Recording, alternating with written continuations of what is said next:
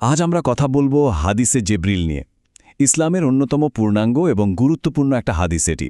তো চলুন এই অসাধারণ কথোপকথনটির একদম গভীরে যাওয়া যাক আর দেখি এটা কিভাবে আমাদের বিশ্বাসের মূল ভিত্তিগুলোকে উন্মোচন করে।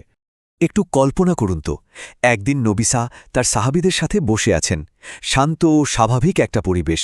আর ঠিক তখনই এমন একজন সেখানে এলেন যাকে কেউ চিনতে পারছে না। আর তার করা প্রশ্নগুলোই, ওই প্রশ্নগুলোই কিন্তু ইসলামের পুরো কাঠামোটা তৈরি করে দিয়েছিল। হ্যাঁ, ঠিক এভাবেই শুরু হয়েছিল সেই ঐতিহাসিক ঘটনাটা।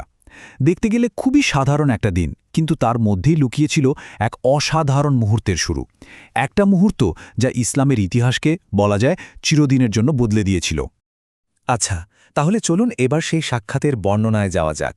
এই যে রহস্যময় ব্যক্তি, তার পরিচয় আর তার প্রশ্নগুলো, এগুলো কিন্তু খুবই গুরুত্বপূর্ণ, তাই বিষয়টা একটু ভালোভাবে বুঝতে হবে। ব্যাপারটা একবার ভাবুন, কি অদ্ভুত একটা বৈপরীত্য। লোকটার পোশাক একদম ধবধবে সাদা, চুল কুচকুচে কালো, কিন্তু দেখে মনেই হচ্ছে না যে তিনি লম্বা কোনো সফর করে এসেছেন। কোনো ক্লান্তি বা ধুলোবালির চিহ্ন নেই। তিনি সোজা এসে নবী সাল্লাল্লাহু আলাইহি সাল্লামের খুব কাছে বসলেন আর এমন সব প্রশ্ন করতে শুরু করলেন যা সেখানে থাকা সবাইকে একেবারে অবাক করে দিয়েছিল। তো সেই আগন্তুক কিন্তু একে একে তিনটা একদম মৌলিক প্রশ্ন করেছিলেন। এই তিনটা প্রশ্নই হচ্ছে আমাদের দ্বীনের, মানে আমাদের পুরো জীবন ব্যবস্থার মূল ভিত্তি বা স্তম্ভ। চলুন তাহলে দেখে নেওয়া যাক প্রশ্নগুলো কি ছিল আর তার উত্তরগুলোই বা কিভাবে আমাদের বিশ্বাসের পুরো কাঠামোটা তৈরি করে দিয়েছে। তার করা প্রথম প্রশ্নটা ছিল খুবই সহজ এবং সরাসরি, ইসলাম কি? এর উত্তরে নবী সাল্লাল্লাহু আলাইহি ওয়াসাল্লাম ইসলামের যে কাজগুলো পালন করতে হয় সেগুলো তুলে ধরেন। মানে একজন মুসলিম হিসাবে বাইরে থেকে বা কাজের মাধ্যমে আল্লাহর আদেশগুলো কিভাবে পালন করবে সেটাই হলো ইসলাম। ইসলামকে আসলে 5টা মূল স্তম্ভ বা পিলারের উপর দাঁড় করানো হয়েছে। প্রথমটা হলো শাহাদা, মানে সাক্ষ্য দেওয়া। এরপর সালাত বা নামাজ প্রতিষ্ঠা করা, তারপর জাকাত দেওয়া, রমজান মাসে রোজা রাখা, আর সবশেষে যদি সামর্থ্য থাকে তাহলে হজ পালন করা। এই কাজগুলোই হচ্ছে আল্লাহর প্রতি আমাদের আত্মসমর্পণের বাহ্যিক রূপ। আচ্ছা, ইসলামের পর সেই আগন্তুক প্রশ্ন করলেন ঈমান নিয়ে। ব্যাপারটা খুব সুন্দর, তাই না? ইসলাম যদি হয় আমাদের বাইরের কাজ, আমাদের আমল, তাহলে ঈমান হলো আমাদের ভেতরের বিশ্বাস, মানে যা আমরা মনে প্রাণে একেবারে অন্তর থেকে ধারণ করি। এই যে বিষয়গুলো দেখছেন, এগুলোই হলো ঈমানের অপরিহার্য অংশ। বলা যায় এগুলোই সেই ফাউন্ডেশন যার ওপর আমাদের পুরো বিশ্বাসটা দাঁড়িয়ে আছে। আল্লাহ থেকে শুরু করে ফেরেশতা, কিতাব, রাসূল, শেষ দিবস, এই প্রত্যেকটা বিষয়ে একদম দৃঢ় বিশ্বাস রাখার নামই হলো ঈমান। এরপর এলো তৃতীয় প্রশ্ন, ইহসান সম্পর্কে, আর এটা হলো বিশ্বাসের সর্বোচ্চ স্তর। এর উত্তরটা সত্যি অসাধারণ। এর মানে হলো শুধু নিয়ম মেনে ইবাদত করলেই হবে না, বরং এমনভাবে করতে হবে যেন আল্লাহকে দেখতে পাওয়া যাচ্ছে। আর যদি তা সম্ভব না হয়, তবে এটা মনে রাখতে হবে যে তিনি তো অবশ্যই দেখছেন। এই অনুভূতিটা যখন চলে আসে, তখন আমাদের প্রত্যেকটা কাজ আর শুধু দায়িত্ব থাকে না, সেটা একনিষ্ঠ ভালোবাসা আর আন্তরিকতায় পরিণত হয়। ইসলাম, ঈমান, ইহসানের পর এবার কথোপকথনের মোড়টা একদম ঘুরে গেল। আগন্তুক জিজ্ঞেস করলেন, কিয়ামত কখন হবে? ভাবুন একবার, কি সাংঘাতিক প্রশ্ন!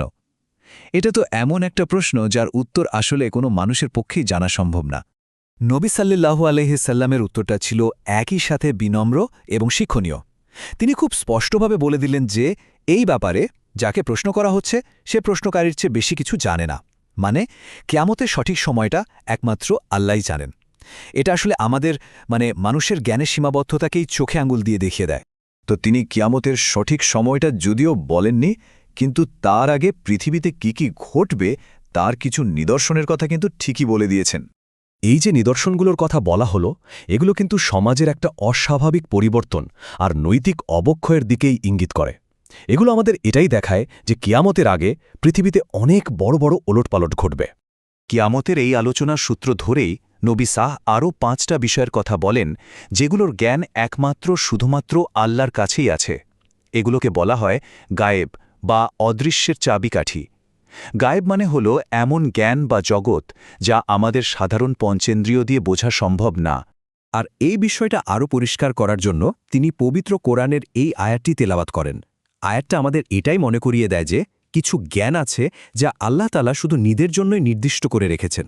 এই হলো সেই 5টি বিষয়: কিয়ামতের সময়, কখন বৃষ্টি হবে, মায়ের গর্ভে কি আছে, কাল কে কি উপার্জন করবে আর কে কোথায় মারা যাবে, এগুলোই প্রমাণ করে যে আমাদের জ্ঞান আসলে কতটা সীমিত আর আল্লাহর জ্ঞান কতটা বিশাল, কতটা অসীম।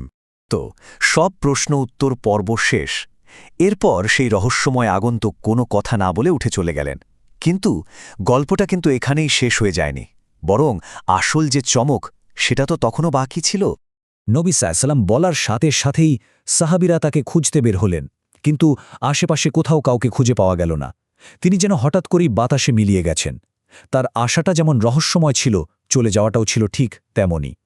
স্বাভাবিকভাবেই সেখানে উপস্থিত সবার মনে তখন একটাই প্রশ্ন ঘুরপাক খাচ্ছিল, আখির কে ছিলেন এই ব্যক্তি, যিনি এলেন দিনের সবচেয়ে জরুরি আর মৌলিক বিষয়গুলো প্রশ্নোত্তরের মাধ্যমে শিখিয়ে দিলেন, আবার উধাও হয়ে গেলেন। আর ঠিক তখনই নবী সাহ সেই চূড়ান্ত রহস্যটা ফাঁস করলেন। তিনি বললেন, ওই আগন্তুক আসলে অন্য কেউ নন, তিনি ছিলেন স্বয়ং জিব্রাইল আলাহ, ফেরেশতা জিব্রাইল, যিনি মানুষের রূপ ধরে এসেছিলেন শুধুমাত্র আমাদের দিনের মূল শিক্ষাগুলো প্রতিষ্ঠা করার জন্য। এই কারণেই এই হাদিসটাকে প্রায়ই ইসলামের একটা মিনি সংবিধান বা কনসাইজ কনস্টিটিউশন বলা হয়। কারণটা খুবই পরিষ্কার। এটা একাই আমাদের দিন বা জীবন ব্যবস্থার তিনটা প্রধান স্তরকে, মানে ইসলাম, ঈমান আর ইহসানকে একসাথে এক জায়গায় ব্যাখ্যা করে দেয়। আর এ কারণেই এর গুরুত্ব এত বেশি। একবার চিন্তা করে দেখুন তো, মাত্র একটা কথোপকথন, আর তার মাধ্যমেই আমাদের দিনের পুরো সারমর্মটা আমাদের কাছে পৌঁছে দেওয়া হলো। এটা আসলেই আমাদের সবার জন্য একটা অসাধারণ শিক্ষা, যে কিভাবে শিখতে হয়, প্রশ্ন করতে হয়, আর সবচেয়ে বড় কথা, কিভাবে আল্লাহর কাছে নিজেদেরকে পুরোপুরি সঁপে দিতে হয়।